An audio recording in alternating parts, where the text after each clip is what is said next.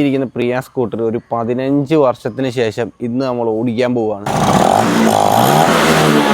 2 ദിവസം മുമ്പ് ഞാൻ കറണ്ടൊക്കെ എടുത്ത് സ്റ്റാർട്ട് ചെയ്ത് വെച്ച വണ്ടിയാണ്.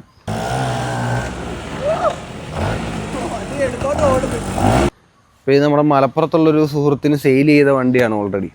അപ്പോൾ പുള്ളി ഇന്ന് വരുന്നുണ്ട്. പുള്ളി അപ്പോൾ ഇന്ന് ഇത് ഓടിച്ചുകൊണ്ട് പോകണമെന്നൊരാഗ്രഹം. നടക്കുമെന്ന് നമുക്കറിയില്ല, നമുക്കൊന്ന് ശ്രമിച്ചു നോക്കാം. ഇതുപോലുള്ള കിടിലം വീഡിയോസ് ഇനിയും കാണാൻ വേണ്ടി പേജ് ഒന്ന് ഫോളോ ചെയ്ത് തരാം. ഇത്രയും കാലം കൊണ്ട് ഉപയോഗിക്കാത്തതുകൊണ്ട് ഇതിൻ്റെ ടാങ്കിൻ്റെ അവസ്ഥ വളരെ ശോചനീയാവസ്ഥയാണ്. പഴയ പെട്രോളിൻ്റെ അകത്ത് കിടന്ന് മണ്ണ് പോലെ ആയിട്ടുണ്ട്. അപ്പോൾ ടാങ്ക് ഉറപ്പായിട്ട് നമുക്ക് അഴിച്ച് ക്ലീൻ ചെയ്യേണ്ടതുണ്ട്. ഈ സീറ്റ് ഊരണമെങ്കിൽ സീറ്റിൻ്റെ അടിയിൽ കാണുന്ന ആ 10ൻ്റെ നെട്ട് ഊരി എടുത്താൽ മതി.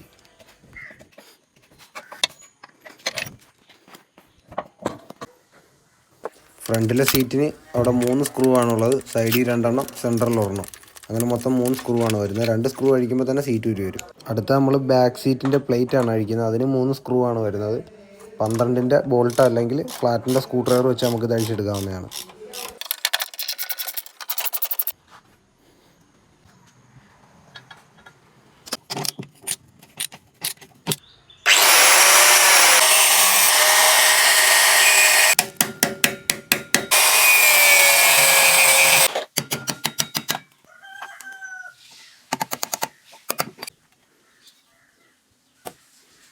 നെട്ട് ഈ അവസ്ഥയിൽ ഇരുന്നതാണ്.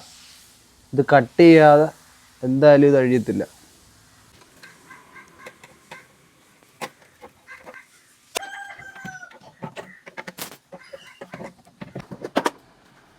ടാങ്കിൻ്റെ അകത്തുനിന്ന് വരാൻ പോകുന്നത് കണ്ട് ആരും ഞെട്ടരുത്.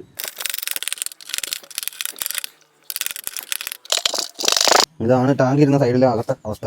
ഇവിടെ ഒരു ഹോൾഡ് ചെയ്യുന്ന ഒരു പ്ലാസ്റ്റിക്കിൻ്റെ ഒരു പാഡ് വരും. ഉണ്ടോ പ്രിയ? ഇതൊന്നും ഒരു വണ്ടിയിലും ഇല്ല. ഇതൊന്നും ആരും കണ്ടിട്ട് പോലും ഉണ്ടാകത്തില്ല പുതിയ തലമുറ. ഇതുപോലുള്ള സ്കൂട്ടറുകളുടെ ഫ്യൂൽ ടാപ്പ് അടിക്കുന്നതിന് ഒരു പ്രത്യേക ടൂൾ വേണം. അതാണിത്.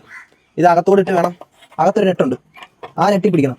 ഇങ്ങനെ തന്നെ കൊണ്ട് വാട്ടർ സർവീസ് ചെയ്യാം. ആദ്യം അവരൊന്ന് കഴുകിൻ്റെ ആ നെറ്റ് പോർഷൻ ഒന്ന് ക്ലീൻ ആയതിനു ശേഷം നമുക്ക് അഴിച്ചെടുക്കാൻ പറ്റുമെങ്കിൽ നമുക്ക് അഴിച്ചെടുക്കാം. ഓൾറെഡി നമ്മൾ 10 മിനിറ്റ് കെമിക്കൽ അടിച്ച് വെച്ചിട്ടുണ്ട്. ഇനി നമുക്ക് ഡയറക്റ്റ് അടിച്ച് വാഷ് ചെയ്ത് കളയുക എന്നുള്ളതേ ഉള്ളൂ. മാക്സിമം നമുക്ക് കളയാം.